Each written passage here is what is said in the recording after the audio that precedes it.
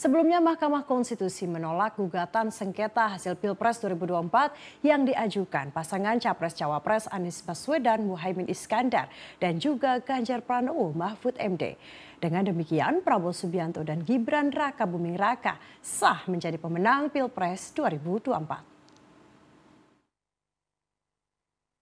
Mahkamah Konstitusi menolak permohonan sengketa hasil pemilihan presiden dan wakil presiden 2024. MK menolak permohonan yang diajukan Anies Baswedan Muhaimin Iskandar dan Ganjar Pranowo Mahfud MD setelah membacakan pertimbangan terhadap dalil-dalil permohonan. Putusan atas permohonan Anies Muhaimin dan Ganjar Mahfud disampaikan secara berbarengan dalam sidang pembacaan putusan di ruang sidang Mahkamah Konstitusi, Jakarta Pusat pada Senin 22 April kemarin. Amar putusan MK untuk kedua perkara itu sama persis. Mahkamah Konstitusi awalnya menyatakan berwenang mengadili permohonan Anies Caimin. Mahkamah Konstitusi selanjutnya membacakan pertimbangan terhadap berbagai dalil.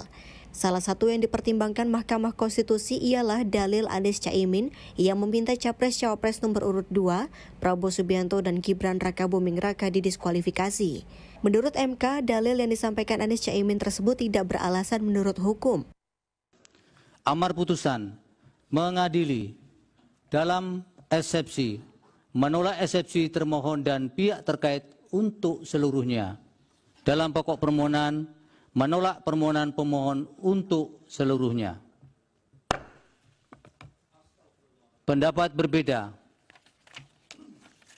atau dissenting opinion. Terhadap putusan Mahkamah Konstitusi aku terdapat pendapat berbeda atau dissenting opinion dari 3 orang hakim konstitusi, yaitu Hakim Konstitusi Saldi Isra, Hakim Konstitusi Eni Nurbaningsih, dan Hakim Konstitusi Arif Hidayat sebagai berikut. Mahkamah Konstitusi juga menyatakan KPU selaku termohon telah melakukan langkah-langkah sesuai aturan dalam menindaklanjuti putusan Mahkamah Konstitusi yang mengubah syarat pendaftaran calon presiden dan calon wakil presiden. MK juga menyatakan dalil yang menganggap ada nepotisme hingga campur tangan dari Presiden Joko Widodo terkait munculnya putusan MK yang mengubah syarat usia Capres-Cawapres tidak beralasan menurut hukum. Menurut MK, tidak ada pihak yang menyatakan keberatan setelah ada Prabowo Gibran ditetapkan sebagai Capres dan Cawapres.